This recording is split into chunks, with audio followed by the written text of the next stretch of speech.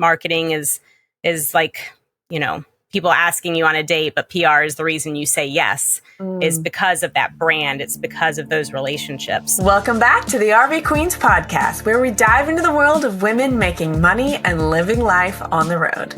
Today, we're getting deep into the world of marketing and public relations with Jessica Walker, a seasoned PR pro, business owner, and full-time RVer. With over 20 years of experience, Jess has helped businesses navigate everything from traditional media to cutting-edge social platforms. Since hitting the road, she's taking her expertise mobile, running her marketing and PR consultancy while living in her Class A RV. In this episode, Jess shares actionable strategies for building a brand, engaging your audience, and making the most of your marketing efforts, no matter the size of your business. If you're ready to take your business to the next level, this episode is full of tips you can start using today. So grab your coffee and let's roll.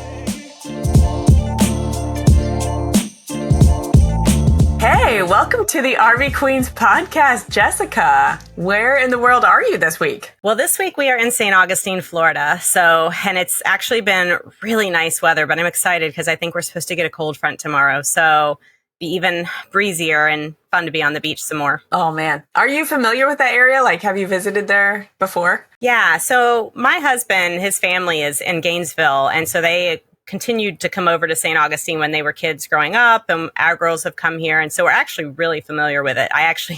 Quite a few of the Marco Polo queens are used to me sending, I have an email list of all the things to do and nothing not to do, but all the things to go do in St. Augustine that I share out. And we actually got married on Crescent Beach, which is just south of St. Augustine Beach.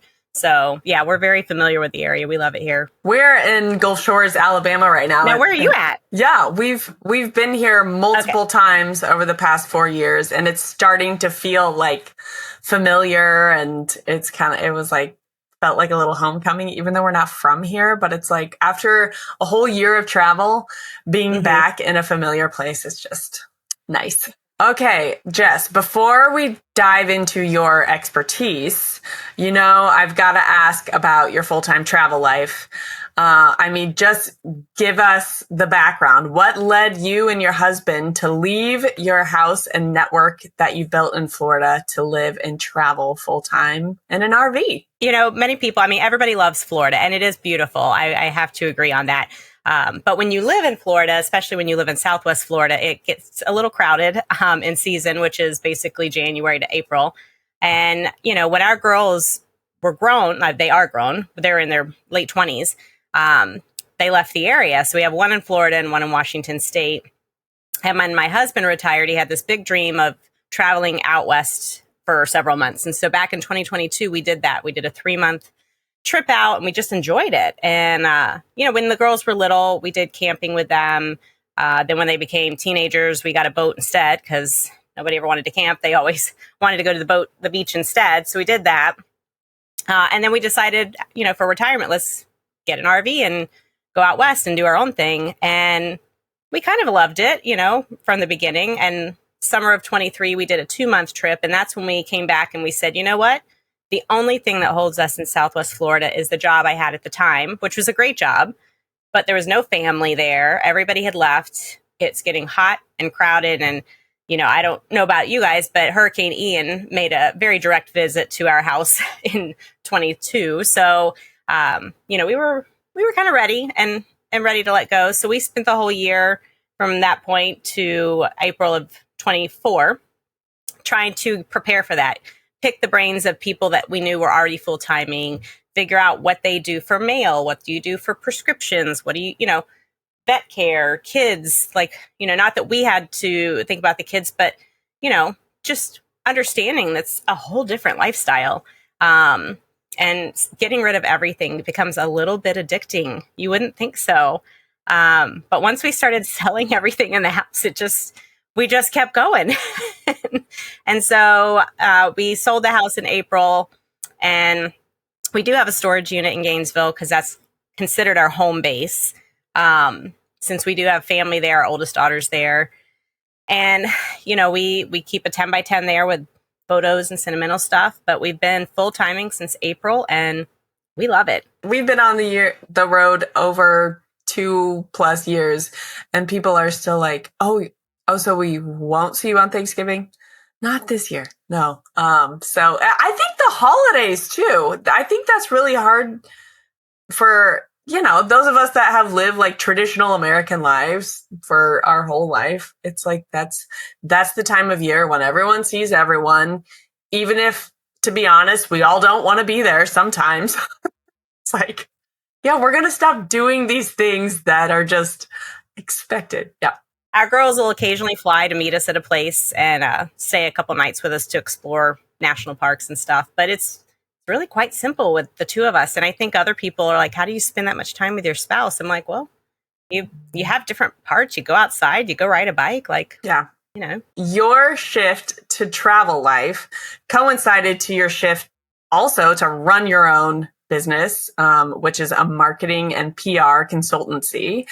And you've had a pretty epic career of over 20 years in this industry. So tell us what mindset shifts you've had since you went from being an employee to now running your own business. For over 20 years, I've worked for a company. I've always been their marketing and PR person for one company.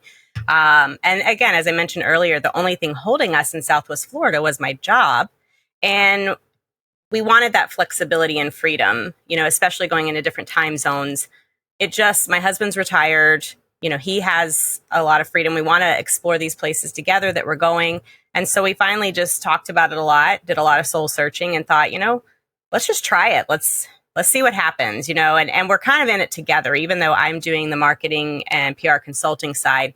He's very savvy with the bookkeeping and record keeping and stuff like that. So he's kind of got his hands in it as well. So it works out well for us to have two different parts in it. But going and making that shift, I'm a very schedule oriented person. So even for working out, for me to have a fitness regime, I needed to have accountability and a schedule. So that has been a big shift for me, is figuring out, I need to make my own schedule and I need to just be accountable to it myself, because nobody's expecting me to clock in at a certain time. Nobody's expecting me to be in a certain spot.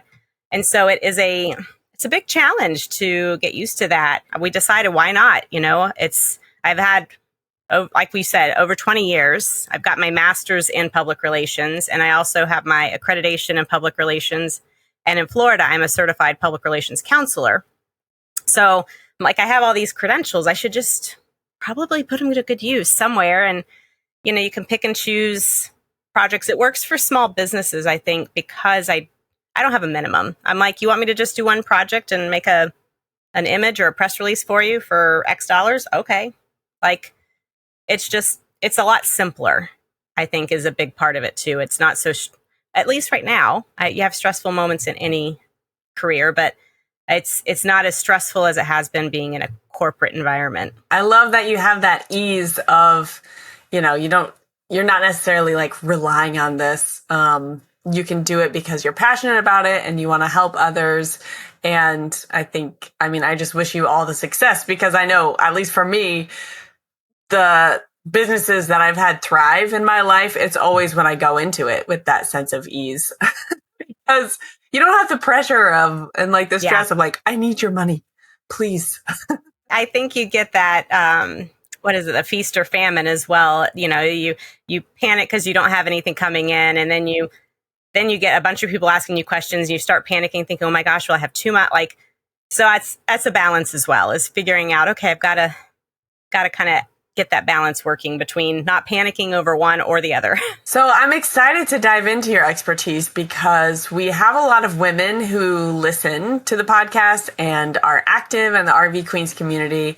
And these women are making money on the road, as such, are building a brand in one way or another. So let's start with the basics.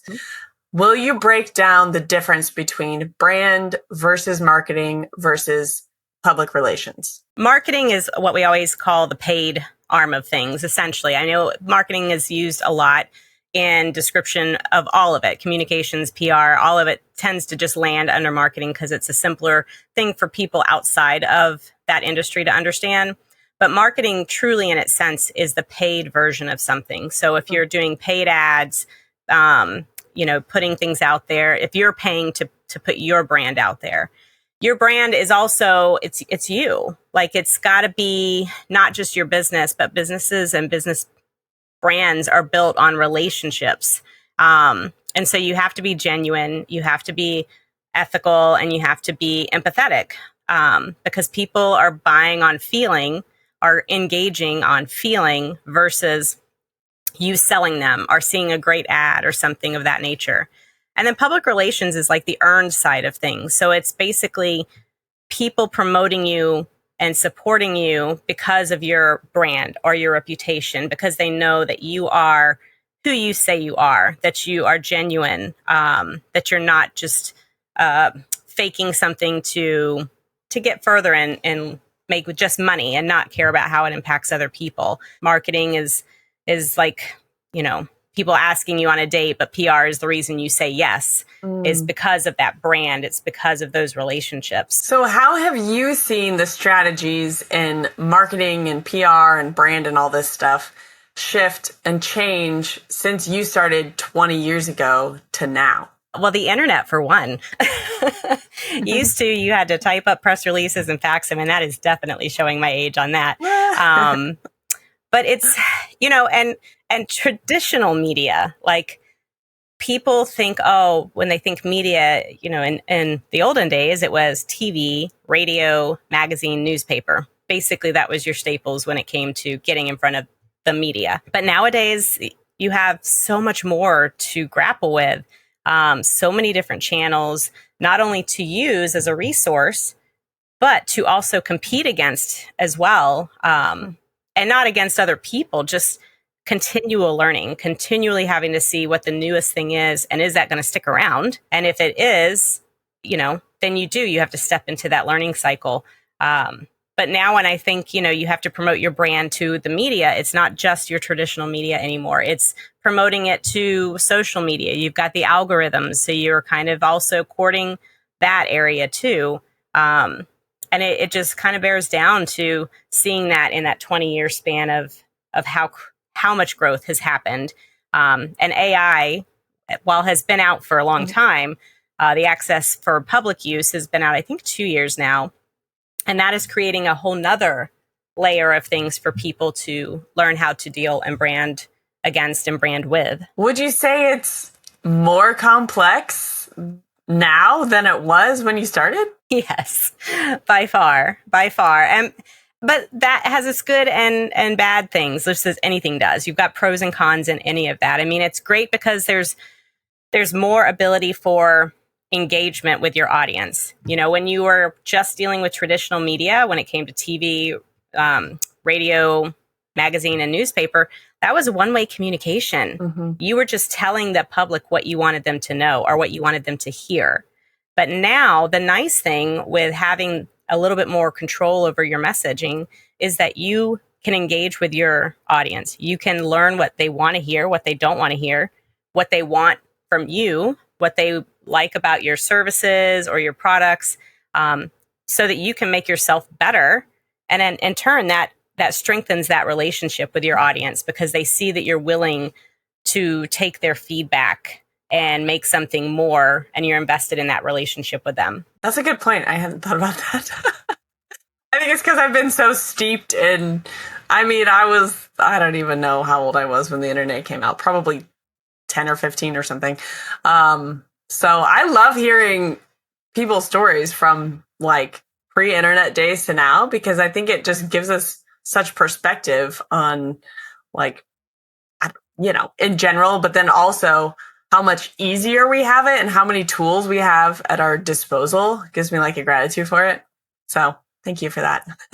Okay, so you mentioned the peso model, but you use a method called RPIE. I don't know if there's like a way to pronounce that, that you use with your clients. What is this method? Everybody thinks PR cannot be measured, but that is so far from the truth.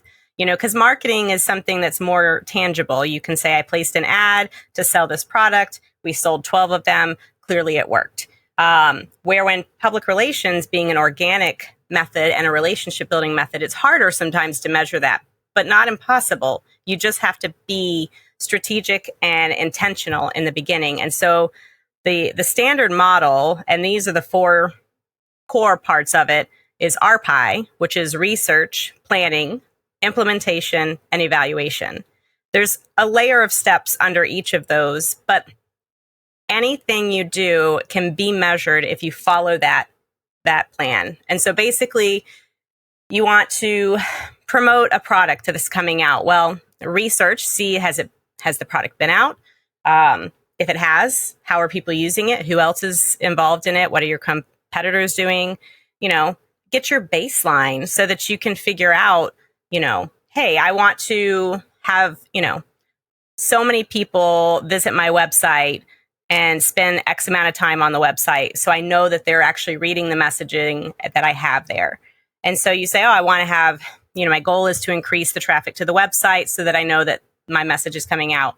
Well, then under the planning, you're building your steps of making like your objective. So that would always be at the measurable part of it. And you put something in that says, okay, by May 15th, I'm going to have gotten, visits to the website up by 60%.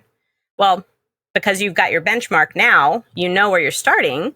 And by the time you get to May, you'll see, just take the same evaluation there and you'll get that. Implementation, of course, is putting the steps into place of what you wanted to do and how you're going to roll your plan out, but also checking during that time. So like in January or halfway through, check and say, hey, how is the traffic doing?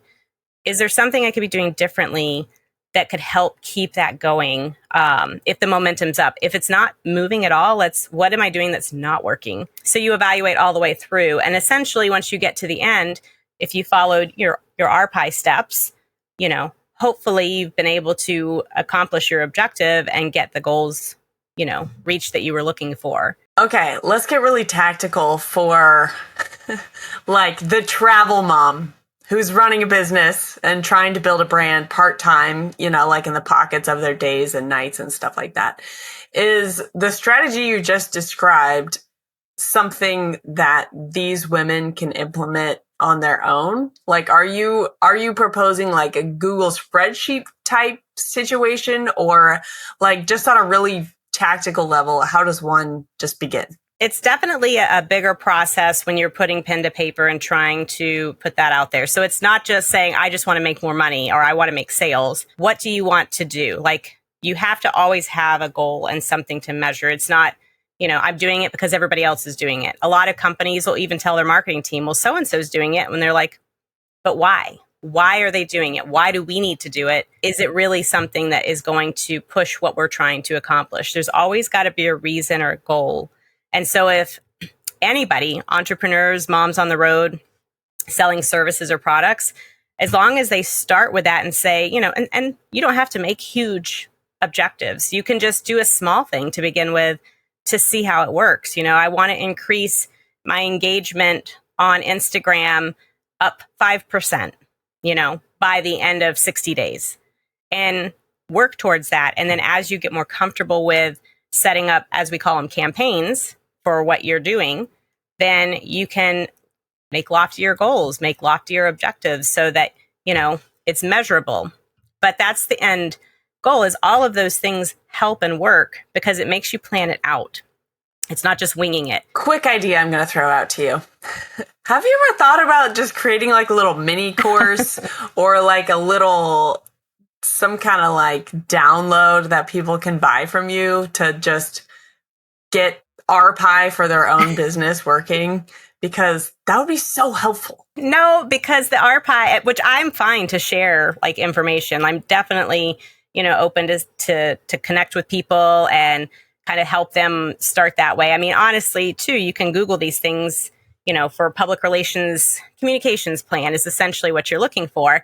And I wouldn't feel ethically right making money off of it, considering then that it is something that is, it's a staple to it. But again, it's an incredible tool and incredible planning. And so I'm always happy I geek out over PR stuff. So I'm always happy to talk PR and, share thoughts and ideas. I know some of the ladies that I've become friends with in the the Marco Polos, we've had our own side things when they've had questions about their stuff. And I'm like, okay, well, have you thought of X, Y, and Z? And then try this over here. And, it comes down to what you put out is going to come back to you anyway. And I want people to succeed. I want people to find their joy and success. And there's no reason they shouldn't. So it's just something that I'm fine to share with, but selling it, I wouldn't feel good about. But now if people want to hire me down the line after I give some good tips, then that's great. I appreciate that. I can see what you mean. It's not your original thought, so you wouldn't want to like make money off of it. But even just like a teaching of like how to use RPIE in your business or like something like that. Oh yeah. Something like that. I'm happy to share stuff like that or have little webinars or something. Have to figure out how to do that one. Yeah. Being that I am from the faxing age of press releases, my tech savviness is a little behind sometimes. That's why I was on so early to here. I'm like, I just need to make sure it works. Oh, that's so funny. Good for you. You're on it. Okay, so how should a small business owner think about public relations like in the rest of 2024 and then beyond? Like, is the idea of getting noticed by traditional media and published in, like traditional publications even relevant for us who are small from here on out? I mean, anytime you can get exposure on TV or in a publication, especially if you can write something and be published, that's always great. It's a good feather in your cap there. It's something that gives you that credibility. And that's an important part of it all too, is showing that you're credible and that you understand and are the expert in your area. Essentially, I mean, people want you to succeed. I know when people do public speaking, they're always concerned about it, but nobody's sitting out there hoping that you fail. People want you to succeed and do well. But I think there are so many other things that people can do and collaborations, especially in the RV industry, that, we see quite often amongst a lot of the other queens, in that you partner with a business, you share and expose them to others who are going to use those, tools or would be likely to use those tools. You build that credibility with that vendor so that future vendors will want to work with you. So I think yes and no. Traditional, if you can get it, I wouldn't spin my wheels on it, but if you can get things out there, that's just a good thing to have. But I think the big part is looking at what people want to do. If they want to make money while living on the road in the RV, how are you going to do it? Are you going to be an influencer for products and things of that nature? Are you going to have a business that you're just running from the road?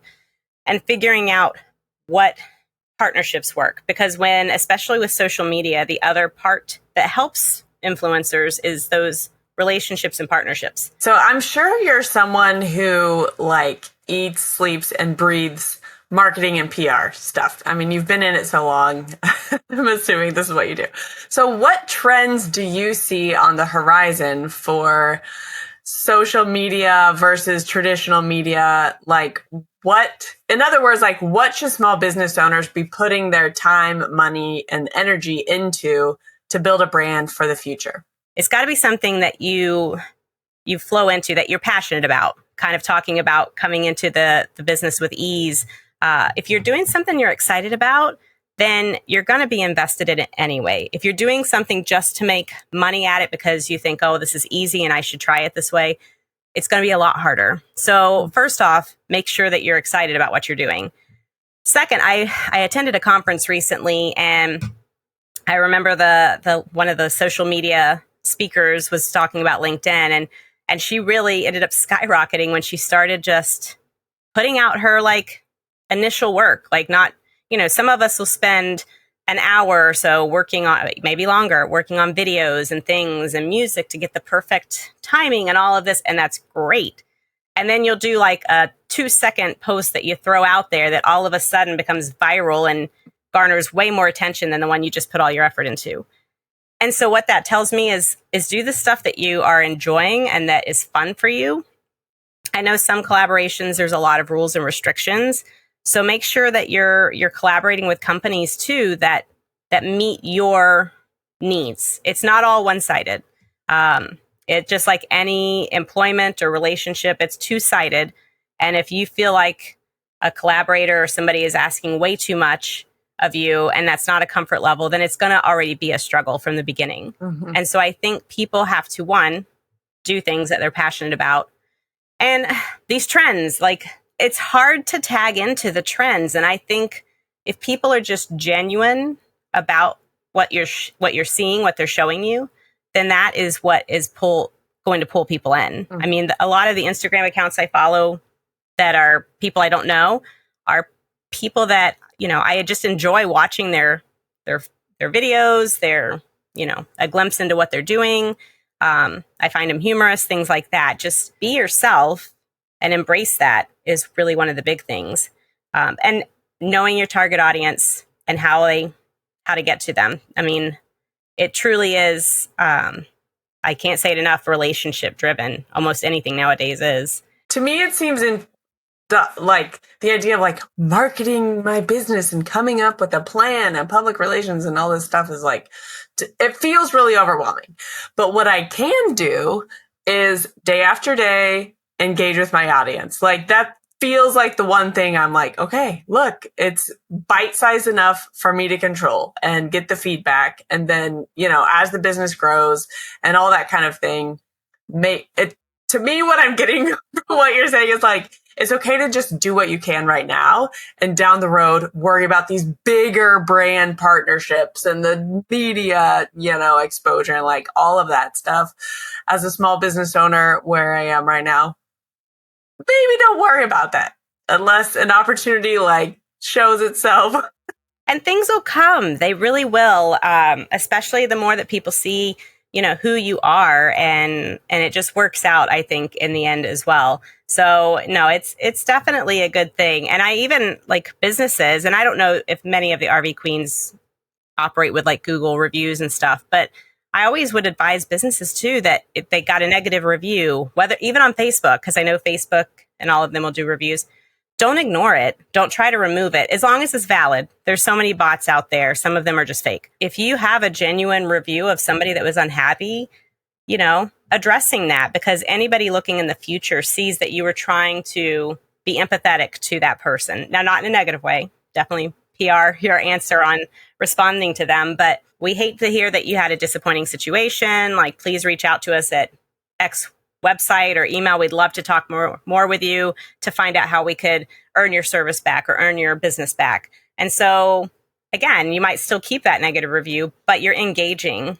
and you're showing that you care about what your customers, your clients, anybody is giving to you or saying to you. Let me ask you about a buzzword that feels like it's been flying around for a couple years, but it's probably been a decade by now. And that buzzword is personal brand.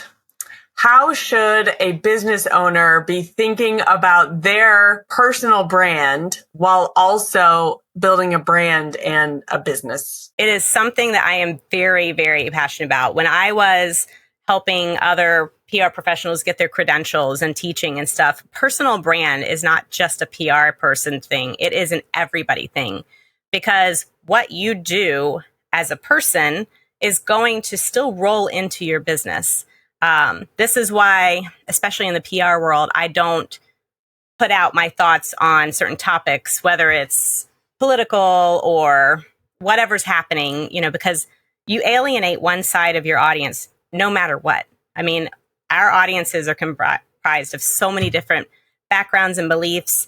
And so personal brand is also just being cognizant of what you're doing and what you're putting out there, what people are seeing you do. If you're, say somebody is a PR professional and then they're out drunk driving, and they work for a big company, well, that's not only reflective on that PR person, it's reflective on that company. Take, for example, which I don't know if this will be dating myself too, but like the Subway guy, the Jared guy, Yes. like had all of his scandals off on the side. Yeah. It doesn't just impact him, it impacts the company. Right. And so it's the same way, no matter how large or small you are, you want to be professional, you want to be caring and empathetic, because again, your audience, the people that you're trying to connect to, they're all backgrounds, they're all beliefs. And so that personal brand is important. And the other part of it is what I also express to like young PR professionals who know the gut feeling, and it can be for entrepreneurs too. If a company's asking you to do something that does not feel right, you are your personal brand. You can step away from that situation and be like, no, this doesn't agree with me. This is unethical. This would be false information. And you advise, like in company world, you advise them not to do so. And if they continue on that path, then it comes down to you protecting your own brand of yourself and stepping away from those situations. So it's definitely twofold, whether you're working with a collaborative company in the RV world. If they're telling you to say something about a product that you know is not true, then your personal brand is going to be on the line if you go that next step and say that. And so it's a buzzword for sure, but it's definitely something that is so important. And I am a huge advocate of people protecting their personal brands. I also think it comes down to like basic integrity. Like, I've had moments even when I've been exploring brand partnerships. And if like I'll have a conversation with a representative from a brand, and if I'm like, if it's not jiving and I'm not really like into their brand culture and their mission, and I'm like, you know what? Some people might consider it I'm leaving money on the table, but I'm like, we're not aligned. And that's okay. We can move on. This was not a match. Like, that's how I see it. Like, this wasn't quite a match. And also, I want my audience to be able to trust what I'm saying and trust that the brand partners that I have on the show and across social media and stuff, like, I'm serious. Like, I use this. This is a brand that I trust, and I think you should too. And if I ever get to the point where I'm just like, I'm just trying to make money here, who cares? Like, to me, that's like what you're talking about. Like, that's where the personal brand takes a hit, because people are going to start not trusting you anymore, and your credibility goes down and all those kind of things. So, oh man, this has been so helpful, Jessica. Thank you. Okay, so go ahead and share with everyone where they can, I hope so, connect with you online. And then I'm going to ask you my last question. Okay, perfect. Well, as far as the travel stuff that we use, my husband and I are on Facebook and Instagram, and that is The Walkers Wandering. And as far as my business side of thing, it's Jess Lifestyle Marketing, and that is actually on Facebook, Instagram, and LinkedIn. So reach out to me any which way. Always happy to talk to people. And even if it's just bouncing ideas around on something, I'm always good for like a consultation, just back and forth of good thoughts, good ideas. What am I missing type of thing. And your website, I believe, is JessicaLifestyleMarketing.com. Is that right? Jess Lifestyle Marketing. Yes. Lifestyle Marketing. My bad. JESS. Okay. Lifestyle. Yeah. Gotcha. So, and actually you reminded me, I have a blog coming up for personal branding that I have to get out at some point soon too. So, okay. I bet by the time this episode airs, they can find it on your website. So we'll drop a link to that too in the show notes.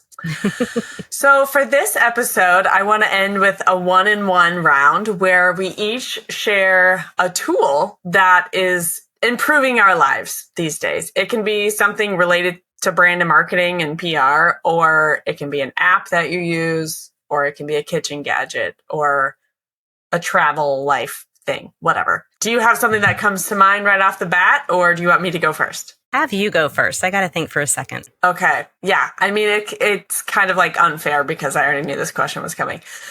This sounds so basic, but I spend so much time on the computer and on my phone that I have gotten back to using a paper planner.